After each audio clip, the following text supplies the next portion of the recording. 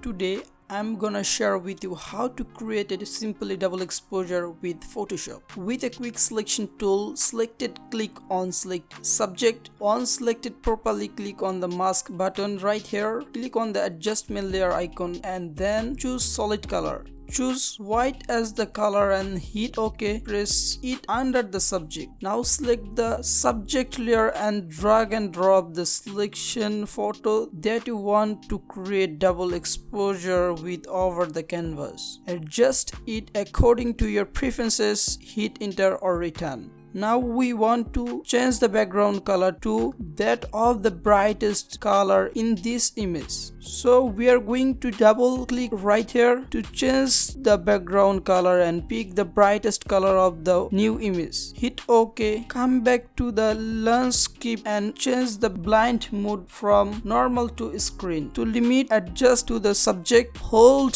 the Alt key of the Option key and click on the line between these two layers. To add more details to the subject, select the subject layer again, click on the adjustment layer icon and then choose the curves. Take the rightmost slider to the left. Now we don't want the shadows to be faded, so take the leftmost slider to the right a little bit as well.